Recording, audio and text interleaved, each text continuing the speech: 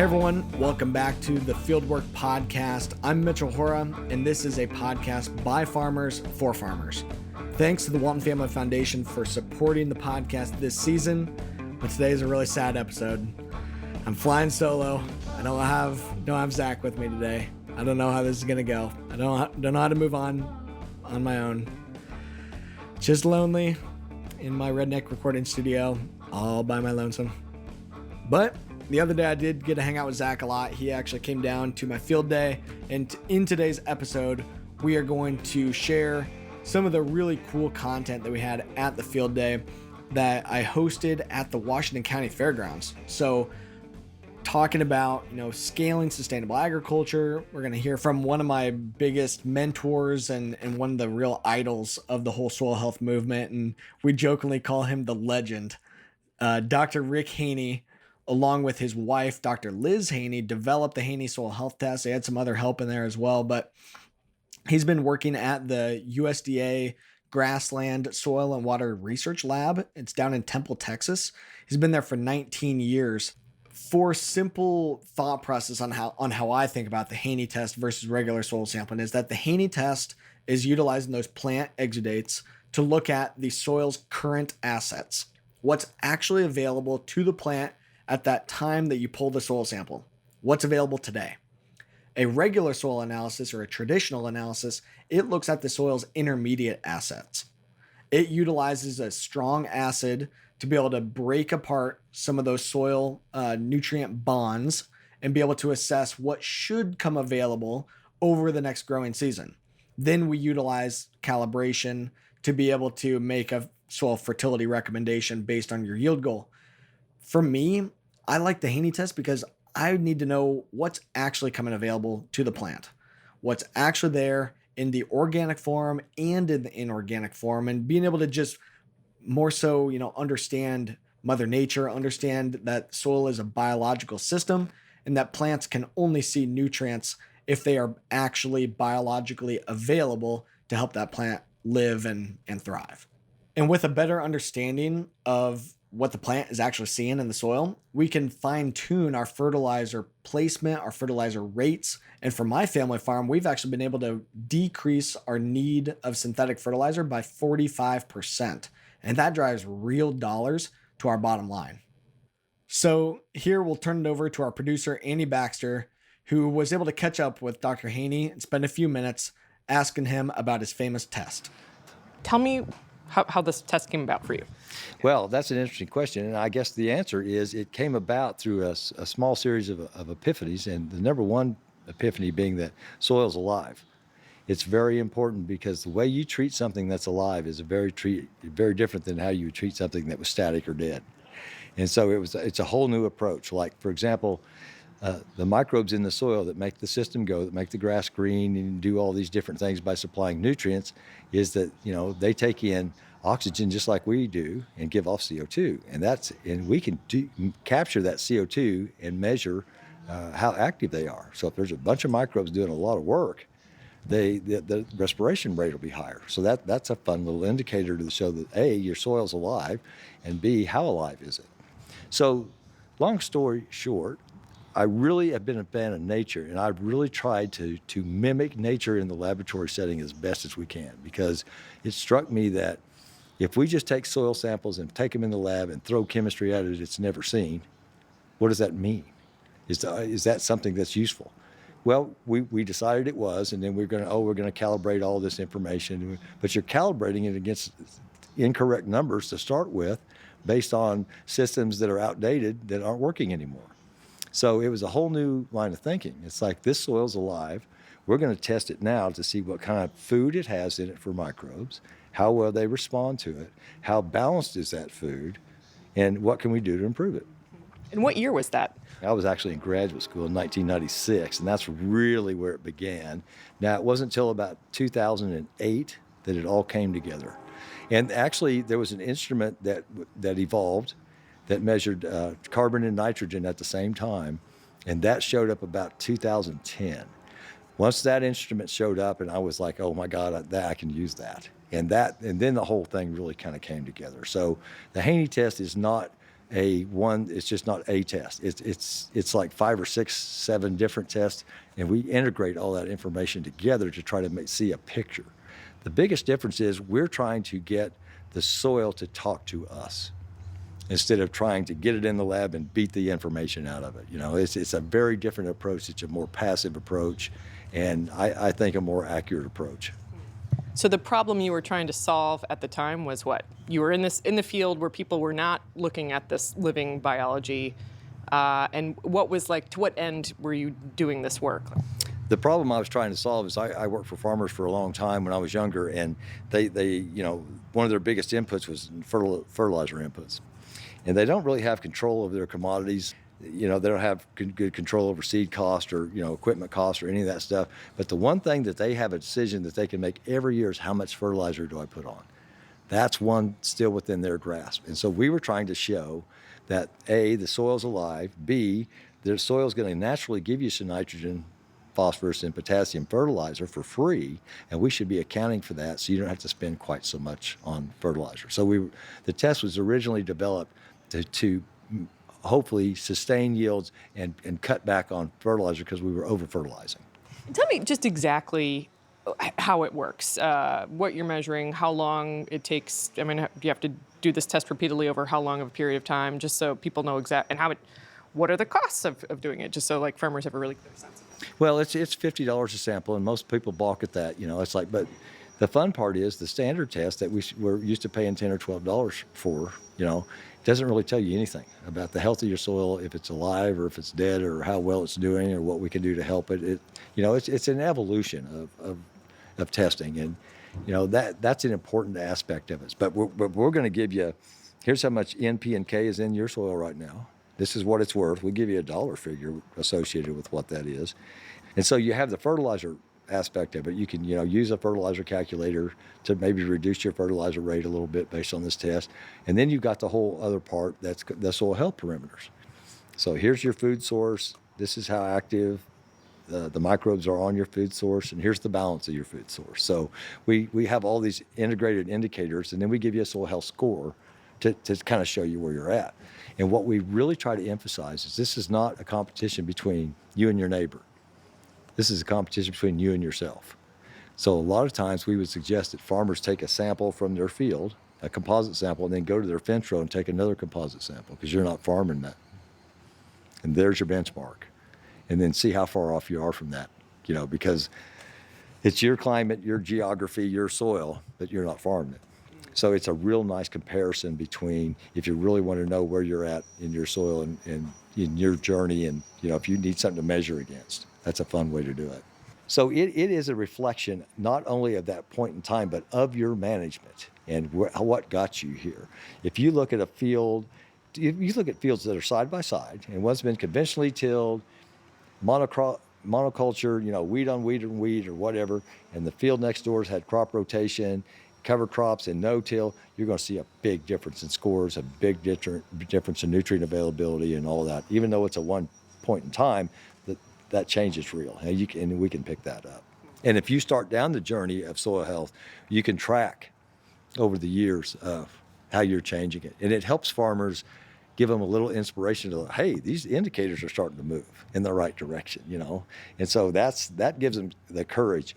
We were trying in the beginning to give farmers the courage to back off their fertilizer just a little bit, 10, 20%. We gave them those numbers to show, look, here's the scientific basis that you can back that off and feel comfortable. And so, because they need encouragement to do that, because they've been doing it for so long, the way they were.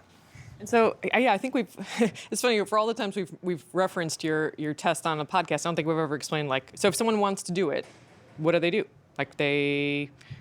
There's several commercial labs that offer it. Okay. We used to do it for free at USDA because we just wanted to, offer that as a free service. That's a funny one too, because USDA is the part I work for is the Agricultural Research Service, and we had a administrator one time said, "Well, should you be doing this? Giving this free soil analysis away?" And I said, "Well, we work for ARS," and I said, "What's that S stand for?" He said, "Service." I went, "Oh," and he was like, "Okay, go ahead." That was a fun moment for me. But I felt like, the taxpayers paid my salary and we should give back something. And so we wanted to introduce them to something new and different that didn't cost them a bunch of money to try to jump out there and do. But commercial labs have taken it, and it's got a life of its own. We closed the lab June 1st because I'm going to retire June 30th, so that'll be the end of that. But, it's out there. There's some new labs that are running it. So, really all you got to do is look up some of these labs that run it, and you can find it. And this is probably a really stupid question, but does a farmer do the testing him or herself, or does someone come out and do it? Either way, that you just need to pull the soil samples and send them to whatever lab, and yeah. Get your information. Yeah, I'm sure you could hire somebody to pull. I hate pulling soil samples. I hate it. But we started a new system where we use a cordless drill with an auger, a wood auger. That's so much easier than the probes and all the other stuff. So because you're just augering that soil up into a bucket, So there's easier ways to do it than we've commonly done it in the past. But yeah, you can get it done. And so a lot of people have been saying, for the carbon markets, they kind of want to see the Haney test used as sort of the benchmark. I think no, it won't be the benchmark. It'll be a part. I think it'll be a part of it because I think we're not going to be able to measure one thing and jump out there with $1 trillion carbon markets. Come on now. Yeah, we're going to have to do better than that. So I think it's going to be multifaceted system. There'll be a lot of measurements because if we're going to have this $1 trillion market of carbon, then surely to God we could come up with a set of tests that work together to get us to the right point. So I think that's going to be a work in progress, and I think that it has a place in that, but it's not the only fertilizing. And how much has the series of tests changed over time? Like what's different from what you initially were doing? Oh, it hasn't changed all that much because those principles are pretty basic. We developed some more sensitive instruments to measure it, but the basic premise of using water as an extractant, because it rains water, I developed my own soil extract for different things because it's modeled after what a plant root does. So plant roots will make and drop organic acids out their roots to solubilize nutrients around the root zone. And so we made an extractant that mimics that. And so, and it changed over the years, and it took about 4 iterations to get it where it needed to be, but we got it there. How much resistance do you encounter with these concepts? Do you feel like people are getting educated on it? Like farmers are kind of coming along on it? Yeah, I'd say in the last 5 or 6 years, they're starting to come along. There's been an enormous amount of resistance. And I always attribute it to let's say you've got a battleship in the harbor and you're trying to turn it with a rowboat. That's what it feels like, because we've been doing the same thing for a long time. But what's interesting to me, and I use it, just like your phone there, you're not carrying a rotary dial phone in your pocket. Technology advances, and so should our understanding. And our soil testing methods were made in the 50s and 60s and 70s. And come on now, that it's about the only thing that hasn't changed. And so, trying to drag soil testing in the 21st century a little bit. And this is not the end; we're just at the beginning of new understanding. How widespread within agriculture is the use of your test? Is it principally row crop, or are folks doing this with other crops as well, vegetables? Yeah, it's principally row crop, I'd say, but it's very versatile because it measures those fundamental things in a soil. So it doesn't really matter if it's a range or a pasture or native range or row crop or gardens or vegetables. It's applicable to about anywhere that's got soil. In terms of the carbon markets and stuff, somebody, might have been one of Mitchell's colleagues, was saying, really the bigger impacts of what all these practices would be on water more so than on carbon. Would you agree with that? Oh, yeah. Yeah, water's huge. No-till cover crop fields, even our conventional till cover crop fields at the research station are right next to a conventionally tilled field. And we'd get a 3 or 4 inch rain, nothing runs off our fields, and it's just a river coming off the other fields. So if you can't get the water in the soil, that's a red flag. Somebody's trying to tell you something. And so that's very important. If we want to have clean water in the future, we have to have healthy soil above it. And how about, just within USDA, how receptive have people been to your ideas? Have they gotten good traction? So it was interesting because a lot of the scientists were against it because it's so different and might have stepped on some of their research and that's fine. I understand that. But the farmers treat it the same way. It's like, oh no, you can't do that. So it was just pretty much universally, you can't do that. Just like they said, you can't use water as an extractant. Well, but it rains water. And then they're like, oh wait, okay. Ended up, USDA gave me several awards, all like within 2 years. Ended up getting the Secretary's Honor Award from the Secretary of Agriculture a couple of years ago, and because of the soil test. So they're starting to see that maybe this is going to help and be a little bit different. But it's not about that. And everybody's like, well, it's the Haney test. It's like, well, no, it's nature's test. They just associated my name with it. So I called it the soil health nutrient tool when I first, some of the labs started calling it that. So that's where that came from. I never called it that, and it's weird for me to say it even now. What are you going to do in retirement? Keep working. I'm probably going to go to the private sector. I've had a few offers, and I'm still trying to figure that out. Right now, I'm still trying to just get my head around the fact that I'm going to retire. And my wife and our children and our dogs are all here in an RV, which is also new. And so, yeah, I won't. It's not the end of me yet. So yeah, there's going to be. Liz told me the other day. She's like, well, now that your career's over, and I said, what? I said, no, my career's not over. We're still going. I thought you were going to do the laundry now. Yeah. Hey, I've been doing, just for the record, I've been doing my laundry all the time, because I was single for 18 years before I met her, and I know how to do laundry, so that's not a problem. I'll have you come teach my husband then.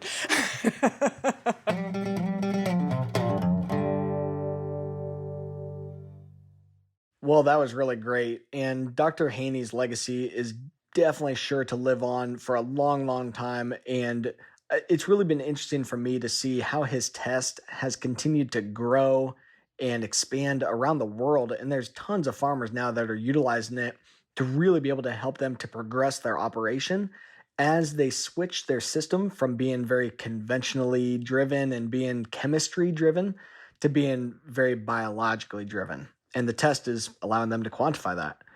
One of the key farmers who is quantifying the changes that he's making to his farm is farmer Rick Clark. And he's a good buddy of ours that we've had on the podcast before.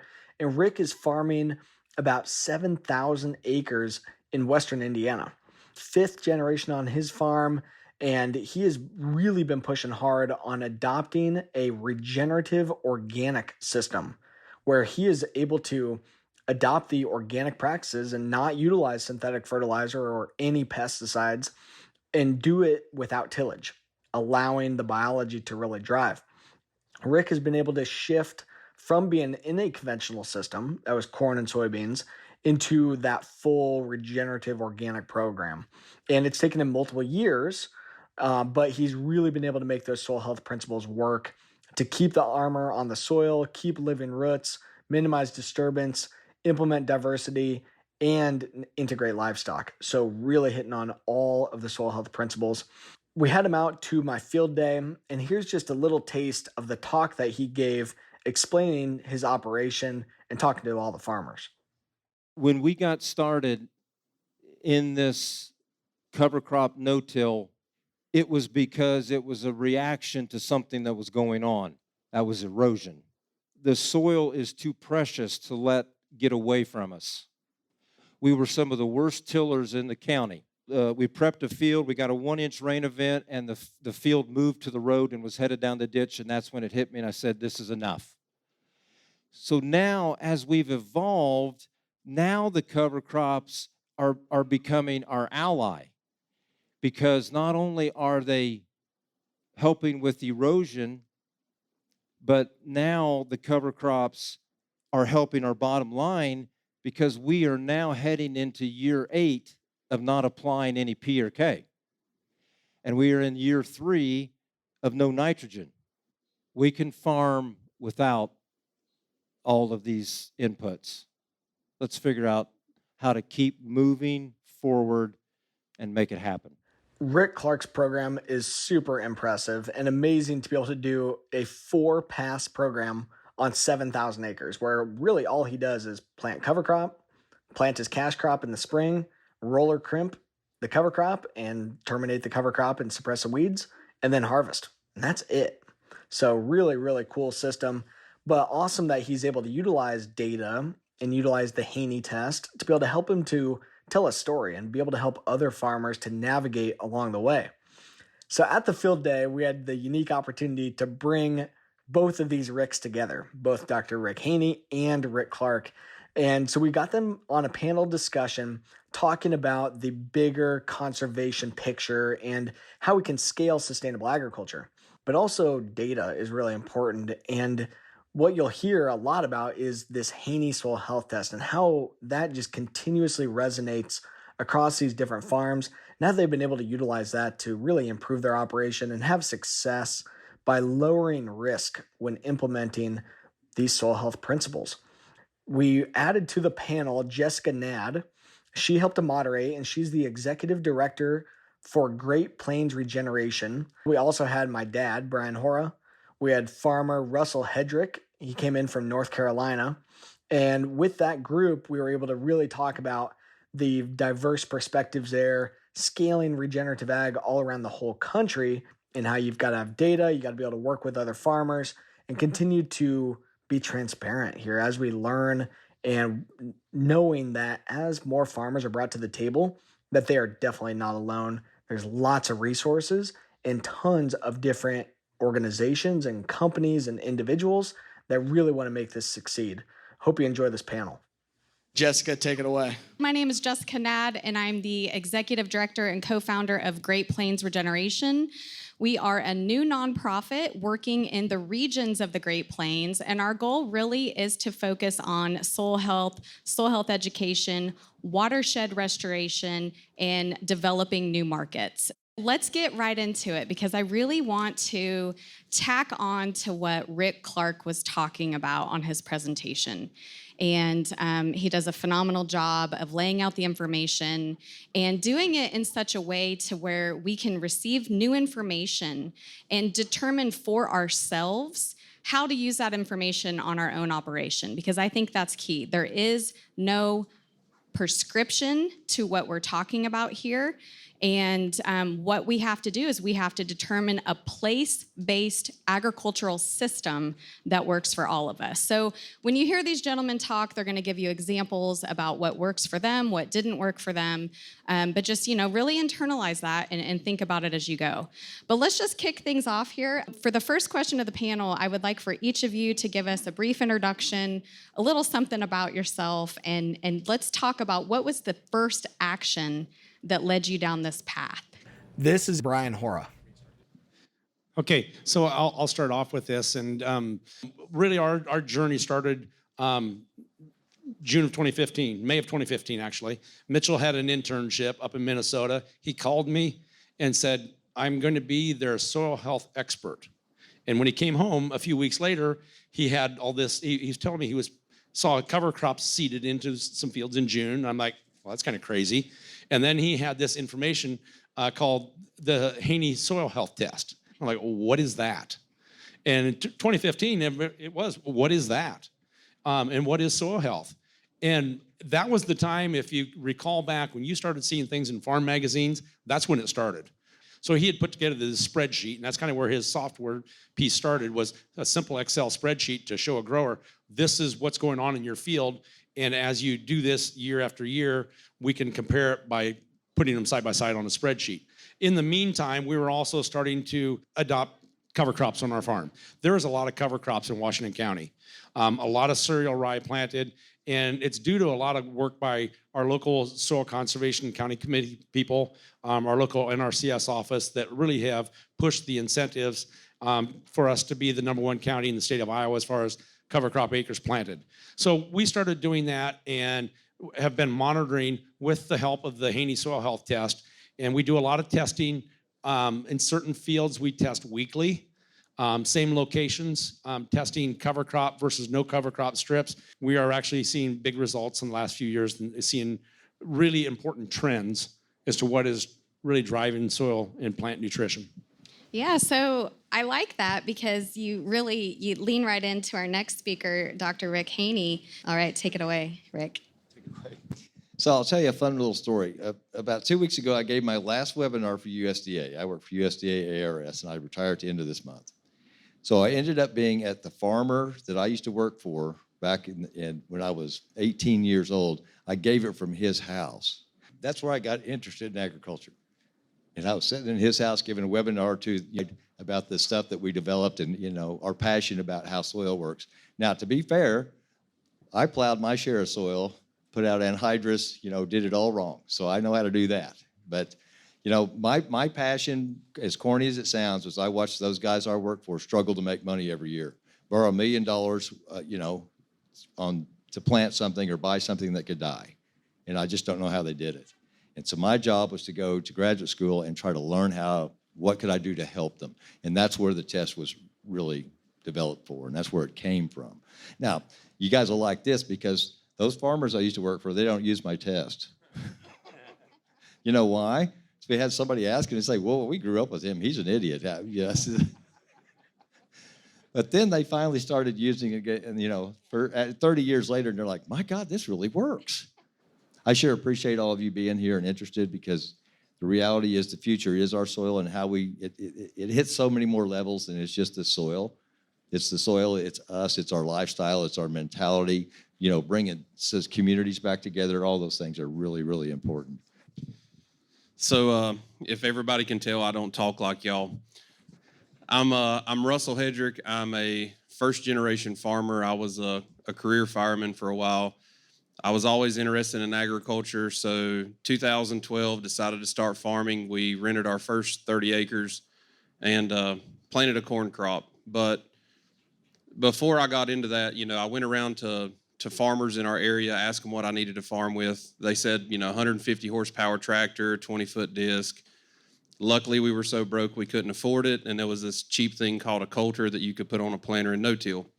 And I happened to go by the NRCS office, and they showed me a video. If you haven't seen it, it's been out a while, but it's called Undercover Farmers, and it really showcased farmers in North Carolina, pretty much all the way up into North Dakota, South Dakota, and it kind of showed me a different way to farm. So I think it's been a little easier for me to make the transition because I knew absolutely nothing about farming, so I didn't have to unlearn, how other generations had done it before me, and it wasn't as crazy to me to try something new.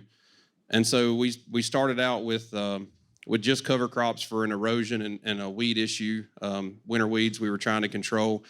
And I heard Mitchell make a statement the other day on a podcast. He said that, typically when farmers look at, soil health principles, it's kind of a defense. We're trying to, prevent erosion, prevent nutrient loss. And really it's a good offensive tool to where we can, build soil aggregation, increase infiltration.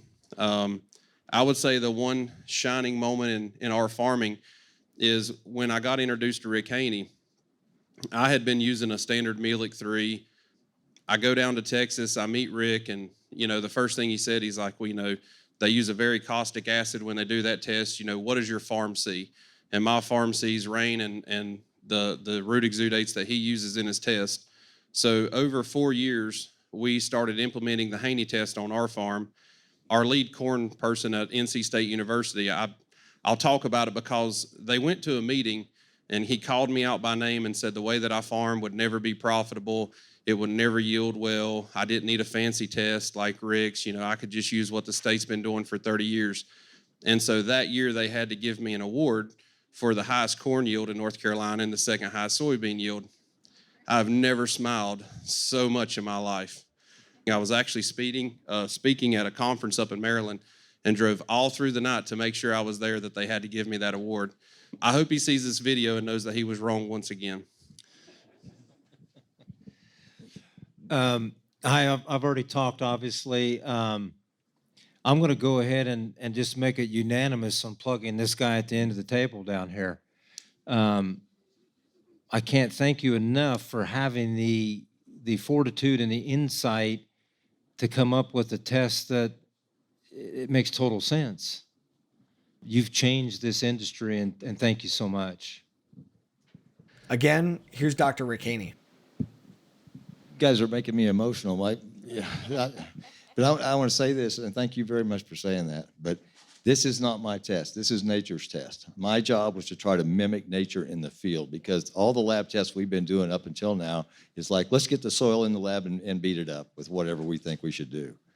This is a more of a test that asks your soil what we can do to help it. So this is more of a nature-based test. So, I like to take credit for it, but this system's been designed long before I showed up. But yeah. A couple key points that I'm taking away from this is taking a look at nature's image, and two of you said this. What is my farm telling me? That's so impactful. And then another thought is, if you always do what you always did, you'll always get what you always got, right? So one thing that this passion that I think a lot of us share is this change, this percent change. And, Rick has gone all in. This is the way that Russell started. Brian was eased into it, and then dove head first. And then we got, Rick here. But let's talk a little bit about what does this look like for scaling? And I get involved in a lot of regenerative conversations with companies, with organizations, and it's the buzzword right now, right? So let's talk about scale. And, Rick, if you want to start, and we'll move the microphone this way, what do we need to do to scale this movement? Yeah. The most common question that I get asked after like a presentation I just gave is, who's going to support me when you get in your truck and drive home? So you need that group that's going to answer questions, help with anything they can. That's why this county, like here, is so awesome, because there are so many resources to go to talk to in this county. Right here, you don't have to go very far. In the state of Wisconsin, they've got over 40 groups that get together. That's what needs to happen. They're being led by the farmer. They understand. Farmers want to learn from other farmers. Nothing against academia, but honestly, a farmer wants to learn from another farmer. So that support network is very, very important. Teach the teachers. Here is Russell Hedrick from Hickory, North Carolina. So talking about scale, like I said before, going into this, I didn't have any, I call them bad habits. I really had no idea what I was doing. And even though I believed in Haney and the Haney Test, it took us 4 years to implement his soil test across our whole operation. We did 25% each year. We still do a standard state soil test where I can compare what the state says versus what Rick says. And on average, over 1,000 acres, if you look at just MP and K, we save anywhere between $80,000 to about $100,000 a year in fertility. That's a large amount of money that we're not putting out there and risking for, waiting on rain if we're going to have a drought, a flood. And then also, just looking at the scale of cover crops, looking at 90% of our acres, we don't have to go back and make a second pass for any kind of chemicals. And to save $20,000, $30,000, $40,000 a year on chemicals, instead of riding in a tractor all day, riding in a sprayer all day, a lot of us talk about quality of life. I can take my daughter and go on vacation to the mountains. I can drive to the beach. It really has cut back the amount of time that we have to actually be on the farm and doing work. Here's my dad again, Brian Hora. Two quick things on scaling that I will hit on. One on the testing, and then another on inputs and how that has made things affordable for us. But it depends on what results you're looking for, what information you're looking for. Am I trying to figure out, okay, what do I need to apply for my crop, or what do I need to have to report for my manure management plan? But we're trying to learn that, and by doing that weekly, we couldn't afford to do that, because there are a lot of new products on the market now that are there to improve plant health, soil health, whatever. And so we've worked to try to help generate more data for those companies, which has helped offset costs for us, which it's just part of the equation. As far as also trying to save on some of the costs, Russell, you mentioned using the rye and using that as a weed control mechanism, and a lot of the growers in this area are starting to do more with letting rye grow bigger. And as you get out north of town, you'll see a lot of ours. It's been sprayed with Roundup now. The heads are all on it. It just got sprayed. Started spraying 2 weeks ago. A crazy situation. I was ready to get going the week prior. It was time to go, but it started raining. And not the best scenario for spraying Roundup, but I was spraying a quart of Roundup, straight Roundup on rye, and I was running my windshield wipers on the sprayer doing it. Because I could get in the field at that time. We just had some crazy weather. It killed it. 2 days later, you could tell exactly where I sprayed. It was knocking it down. So things can work, but that on the cost effectiveness of that, I think most of my soybean acres this year will have some touch up. They're enlist beans. I'll outline some waterways and some field boundaries with some enlist, but most of the beans are going to have that 1 quart of Roundup on them for herbicide this year, and that's it. That's quite a change from when I was raising non-GMO beans 5-6 years ago and spending $53 an acre on herbicides. There's a tremendous amount of savings, and we've done some of the same things with the fertility. Not quite that extreme, but it's close. Overall, we've reduced our NP and K inputs by 45% on the farm over 5 years. And our soil test data is showing that our nutrient levels in the field are actually increasing. Again, here's Dr. Rick Haney. My only scalability story was in 2012, I gave a talk in Omaha, Nebraska. And when I got finished, this older gentleman, I'm old, but this guy was like 90, which I just loved. He was so awesome. He stood up and he goes, I ain't paying no $50 for a soil test, but I can get it done for $8. And I said, well, yeah, you're right. I don't blame you. I said, well, that $8 soil test save you $30 an acre on inputs.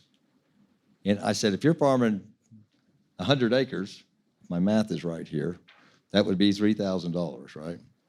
So I said, so you're not willing to spend $50 to save $3,000? And he just stood there with his head down. He goes, well, I guess I'd be a damned idiot if I didn't now, wouldn't I? And I dropped the mic. Here is Russell Hedrick from Hickory, North Carolina. I got one more thing to add. Being a full-time fireman, sometimes we had off time, and the one thing I'll say is I was good at finding people's phone numbers that had no idea who I was. I called Rick Haney at the lab one day and said, hey, I'm Russell, I farm, I think at that time maybe 200 acres. He spent 2 or 3 hours, talking to me about the biological indicators of the test, talking to me about, I'm trying to say this as nice as I can, he dumbed it down for me. And he taught me how to read his soil test. And then I started calling all kinds of people that had no idea who I was. And so I think that my part is to focus on a peer network. Find a farmer in your area that's already doing it.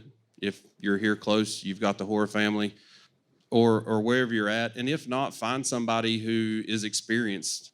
You can talk to another farmer. I have nothing against people that work in universities, but at the end of the day, they don't put the same money that I do out here and hope and pray for rain and that we have a good season. And if they don't have money on the line, they don't understand really the stresses that we go through as farmers.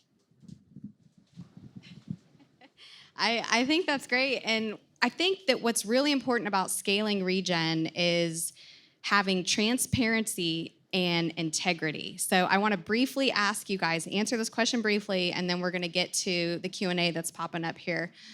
I want to know what you tried that didn't work. Let's get real. Tell me about Rick talked about plan A, plan B, down to plan double Z. What did you try that was all the rage that you thought was, going to be good? What didn't work? What failed? Let's talk about some failures. Yeah, I'll go first. So I married a woman when I was 21 and divorced her at 24 and was single for 18 years. And I tried to stay single and I failed.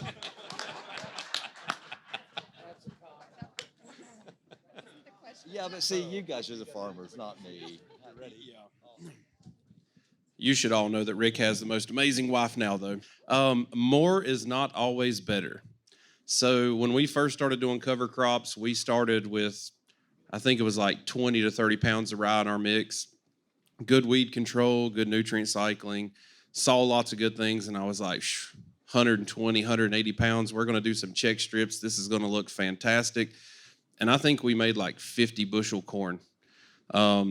We didn't understand, carbon to nitrogen ratios. We've had failures where, we thought we were going to make really good crops, had great weed control, but we kind of tied the system up. So One of our failures was, not understanding how cover crops work, how to make a blend and use those correctly to kind of balance out that carbon to nitrogen ratio.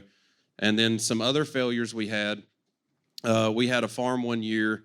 We let it go really late. We were going to plant some corn silage for a dairy farmer. The cereal rye was like 7 feet tall. We sprayed it with Roundup. Most of the time we use Gramoxone. And if you spray rye with Roundup, there's a point where it's green and it's good to plant through, and then there's a point where it's really dead and good to plant through. And anything in between that, our planter made beautiful round bells and carried them from one end of the field to the other. We didn't even try to scatter the residue out. We left it there. I was like, if we bring some cows out here in the fall, if there's still some stuff here, maybe they'll eat it. But that stuff will just wrap on everything. And if I had to stick a dynamite that day, I would have blown the equipment up and I probably wouldn't have been farming now. But, just understand you will have failures. You'll have issues where you have to adjust your equipment a little bit, but it's definitely worth the time and the effort to put into it. Yeah, these are all good answers. In the world that we are in now, I no longer have a chemical that can save me. So the first failure that I had was we planted rape or canola into a cocktail that you cannot mechanically terminate that. It absolutely swallowed the corn crop up and suffocated it. So it's a learning curve. When you move down these roads, like Russell just said, you've got to figure out what species are going to work in your certain operation. There is no recipe. None of us have an answer for everyone in this building. You have to find what's going to work for you.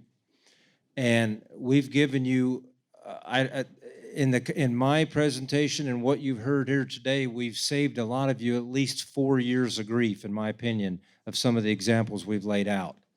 We can speed everyone up and maybe not have them fall into those same pitfalls that we fell into. This regenerative movement is really gaining traction because it's starting to be linked and tied to climate or carbon. So if you're going to go into those carbon markets, you're going to have to learn to farm this way. So all the more reason to get started. So as we've done numerous things on the farm, and Mitchell brings different ideas to me every year of trying different crops, different production systems. And we've tried the relay cropping, we've tried some double cropping, raising both wheat and rye. And this year, I don't know, so far it looks pretty good. We were going to relay crop 30 acres of rye. Beans were planted like the 23rd of April. They look really good. Because of all the rain we had a few weeks ago, we now have 85 acres of relay crop rye. A year ago, that relay crop rye was only 3/4 of a bushel difference in the bean yield was only 3/4 of a bushel difference in the rest of the field where it was terminated early. So if you can raise 68 bushel beans and 35 bushel rye on the same field with one pass of herbicide, you can make some money on it. So some of those failures have turned into some success stories, and so we just keep trying and realize that, yeah, you're going to have some small failures along the way and small setbacks, but keep trying because there's a way to make these things work. Yeah, that leads us right into Ryan H. asked the question on the website. Has your use of cover crops or regenerative practices changed your crop insurance APH prevent plan? And so if just one of you wants to grab that question, if you've noticed any changes, what do you think? On our crop insurance, we're doing very minimal. Next year it may not be at all. This year is basically just to get enough in case we had to replant. But we're not finding need because we're seeing yield stability. Yeah, I'm on year 3 of no multi-peril insurance. I've no longer signed up for any government programs, and I took no CFAP payments in 2020. So it can be done. Thank you. All right, getting some really good questions here. Arlen asks, How do you explain that yield drag in corn planted into green rye, tending to increase in lighter poor soils? Can we mimic practices being used in Washington County? I think the biggest thing as farmers is we have to understand how nature works. And one of the things that we use on our farm with Rick's test is the biological indicators. There's a CO2 burst that we can actually see the microbial activity as they're breaking residue down, and they release that into CO2. And the other thing is the carbon to nitrogen ratio. When I was talking earlier about our failures, and I said we planted 30 pounds of rye and had great success, we planted 120 pounds of rye and had a massive failure in corn. Nature has balance. And so if you can understand that soil has a carbon to nitrogen ratio, the biology in the ground has a carbon to nitrogen ratio. If you go out there and put way too much rye, you're taking every bit of nitrogen, organic and inorganic, and you're tying it up in the residue.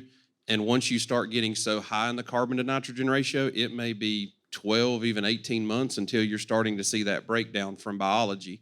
So that's kind of how I'm sure maybe how Rick does it as well, but we balance our carbon to nitrogen ratios in our cover crop mixes by adding legumes. Crimson clover, vetch, winter peas, anything with a lower carbon to nitrogen ratio will actually take up and supply nitrogen as well to that soil profile. So when the biology breaks down that cover crop, it needs a couple forms of nitrogen, a couple forms of carbon, and if you lock that system up, it really can affect our yields. So I got to ask this question a while back about yield drag, because we get this a lot. Like if you're conventional till and you've been doing it this way, and then you decide to go no-till and start using cover crops, is there a yield drag? And everybody's like, yes. And the question is why? The answer is, think about what you've been doing. You've been farming your farm you actually been farming microorganisms. So you got a certain group that reacts under the system that you're using. And when you switch that system, it takes a while for those microorganisms to show up and start doing their work. And nature is not on a yearly timeline basis like we'd like it to be. So you make money every year, but it has its own time. But that's why there's a yield drag, and that's that transition, is you're bringing in a new group of microorganisms in your soil based on starting to plant cover crops and getting diversity. And so just kind of expect that and plan for it and be patient. Thank you, guys. And I think we have just a few more minutes here. And one topic that we're talking about, having the data, using the topsoil. Okay, so you're doing that. So you're improving your soil health. You're producing a more nutrient-dense product. So what? Okay.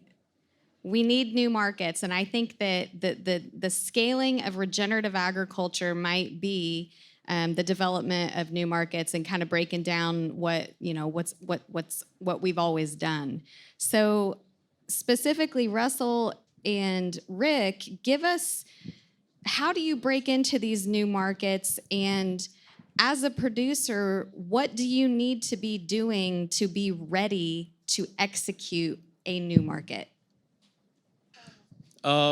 So going into new markets, we really have tried to do vertical integration on our operation.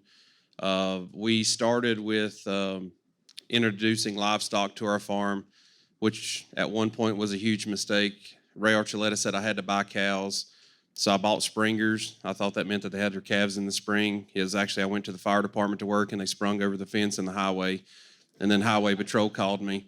So we left that and went to stockers, and stockers were better. And then Ray's like, oh, buy sheep. So we bought sheep, and then we realized that when the wind blows, they die, and they wouldn't survive in Iowa. It's not near as windy in North Carolina, but they wouldn't make it here.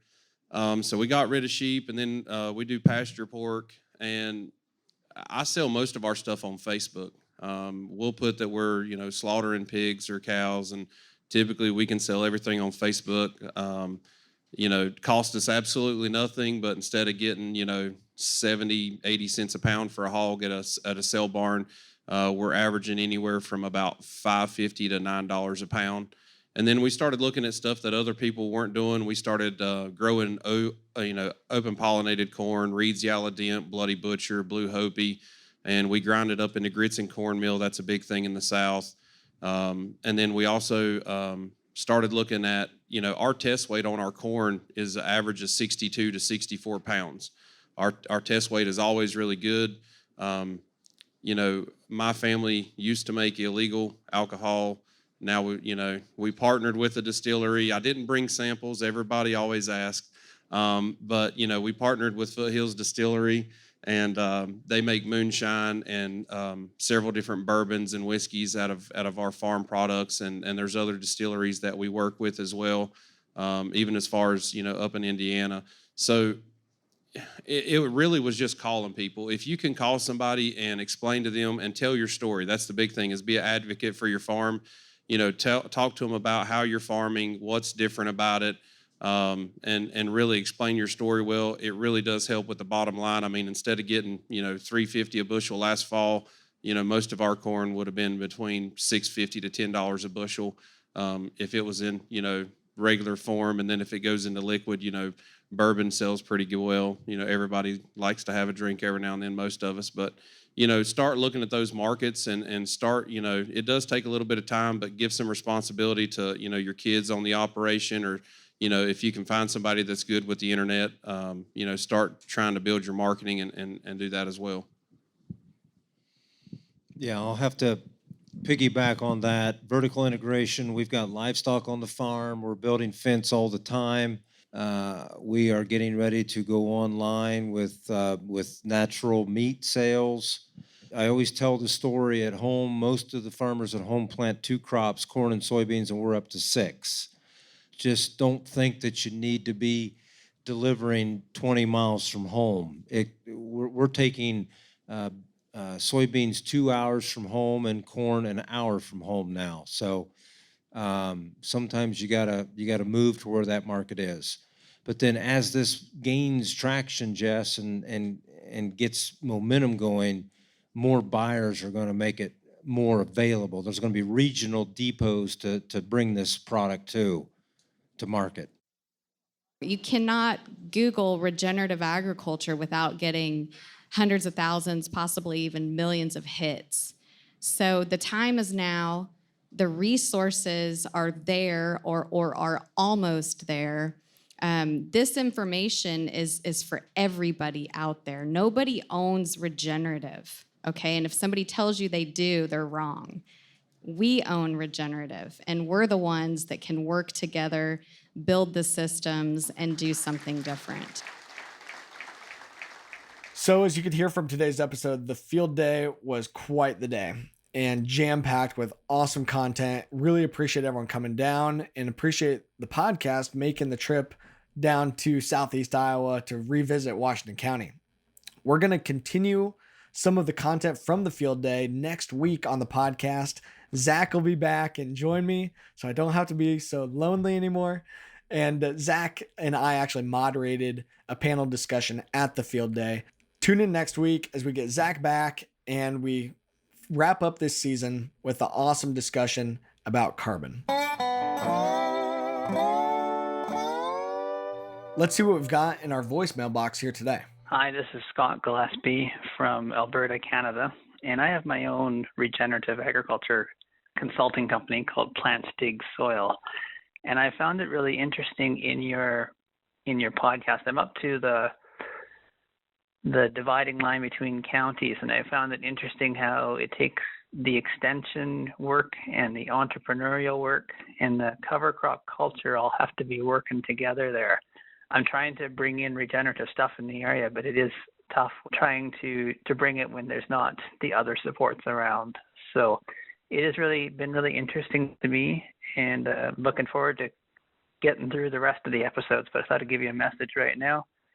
And one more thing you said in your greeting there, you like a question too. So I still am looking forward to when you're going to have the sheep farmer that milks them and makes cheese out of it. So I'm hoping to hear from that person this coming season.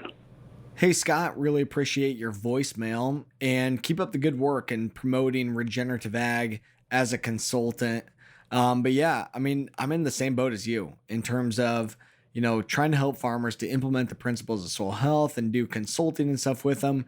For me, obviously, I'm lucky that I'm right here in Washington County and have a lot of great farmers that I'm able to learn from and build that community around. And I think that's the same thing, for my advice on your end is just lean into those farmers that you have that are willing to lead and willing to, dig in head first, utilize them, and be able to just uplift their voice and uplift their message, even if they're not the most, they're not the well-known farmer, they're not the one that's out there really touting themselves, but you can be that voice for them and you can help them to connect with others and to continue to learn and be able to, amplify their message. As to the sheep, I don't know. I was not put in charge of tracking down the sheep milker, but whoever is, we're going to have to get them sent our way and get some sheep milking and some sheep cheese talk here on the podcast. So I'm looking forward to it just as much as you are. Appreciate the call. That's it for Fieldwork today. Our show is produced by Annie Baxter with lots of great help this season from Lori Stern, Amy Mayer, Mike Langseth, and Corey Suzuki. Kristen Schmidt runs our social media, Ellie Lyons does our marketing, and Lauren Humpert is our project coordinator. Eric Romani and Veronica Rodriguez mix our show. Our theme music was composed and performed by Johnny Vince Evans. Thanks everyone for listening, and we'll catch you next time.